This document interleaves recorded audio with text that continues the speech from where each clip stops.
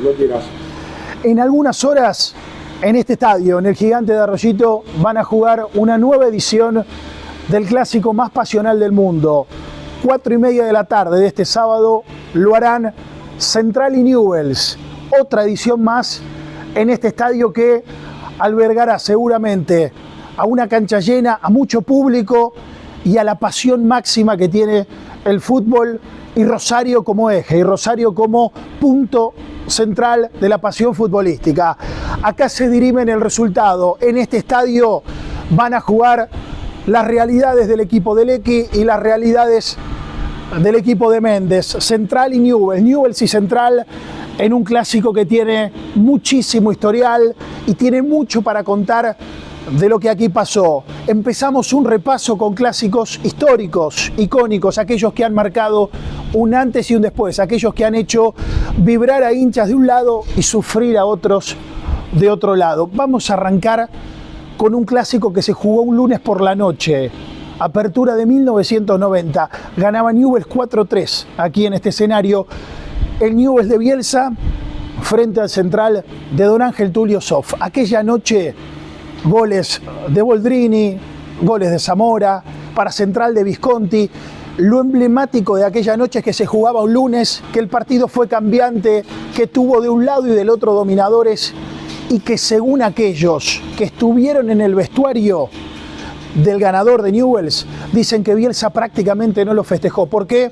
Porque cuando entró al vestuario le dijo a sus más cercanos futbolistas, a los que ya estaban en primera e iban en camino al título, porque aquel año Newell's fue campeón, les dijo: no estoy del todo contento porque se perdió la chance de golear de manera histórica al clásico rival. Fue un partidazo, 7 goles, ganó Newell's 4-3 y está marcado claramente dentro de los partidos más fuertes que se jugaron en este estadio, como el que se jugó en el año 97 y que lo tuvo ganador a Central, un Central que lo festejó y lo sigue festejando cada 23 de noviembre. ¿Por qué? Porque aquel día ganó 4-0, es el famoso revoleo de saco de Russo y es la primera vez que se ve que un equipo, en este caso como Newell's, no pudo terminar el partido a partir de expulsiones de Zamora, de Saldaña, 2 históricos, y del Rulo París, en aquel pisotón conocido frente a Gerbaudo en un costado del córner. Aquel día también fue expulsado en Rosario Central el Polilla da Silva. Ganaba Central 4-0 por los goles del uruguayo da Silva, de Carracedo, de Coudet, y cerraba la cuenta Petaco Carbonari, un partido que para el hincha de Central sin duda quedará en la historia, no solo por el resultado, por las formas y por lo que además Central lo utiliza como folclore. De hecho, el médico de aquel plantel de Newell's era el actual presidente Ignacio Astore, sino además porque aquel día nacía esa unión entre el hincha de Central y Miguel Ángel Russo por el famoso revoleo de saco después de la victoria de Rosario Central. Nos volvemos un año atrás y hacemos un salpicado de 1-1 en este mismo estadio, siempre en el Gigante de Arroyito. Ganaba Newell's 2-0, goles del Tanque Gabrich y de Bruno Jiménez, en aquel momento Bruno Marioni, con el correr de los años. ¿Qué pasaba aquel día cuando Gabrich se escapaba mano a mano con el rifle castellano y podía convertir el tercero? Petaco Carbonari lo toma de atrás como si fuese un tacle alto, lo derriba, el árbitro cobra penal y tenía que ejecutar Newell's hasta que Central decidió que esto no se genere, que esto no se haga, y el partido terminó suspendiéndose. Ganaba Newell's 2-0 y también es algo que icónicamente en aquel momento y en aquel año el hincha de Newell's disfrutó y mucho, lo festejó claramente. Los clásicos, cuando se ganan, son para festejar, y cuando el rival sufre o tiene alguna situación de zozobra, alguna situación de carga o alguna situación que lo complica, el clásico se disfruta aún más. Volvemos más en la actualidad. Otra vez Miguel Ángel Russo y otra vez el clásico enfrente. En un partido memorable de 2 figuras que tenía aquel equipo de Russo: el Chelito Delgado y Luciano Figueroa. Un gran equipo tenía Central, sobre todo por cómo jugaba y sobre todo por los intérpretes. Mesera, Gustavo Barros Echeloto, Vitamina, bueno, y lo pone en jaque a Newell's en aquella tarde en donde Russo volvió a demostrar que los clásicos para él eran un partido especial, donde los clásicos se transformaban casi en una obra de ajedrez para Russo. Pensaba cada movimiento, movía las piezas de acuerdo al rival, de acuerdo a las formas y hasta de acuerdo a lo que mostraba el equipo rival. Russo se basaba mucho en jugar el clásico a partir de lo que entendían el rival se podía venir. Nos venimos con los dos últimos repasos de clásicos más recientes. El último que pone y un empate, vamos a analizar este empate en un partido muy reñido, muy luchado, muy disputado con equipos que entre otras cosas tenían al Kili González de un lado y al Flaco Schiavi de otro. El partido terminaba empatado y hay un cruce en la mitad de la cancha que todos lo van a recordar.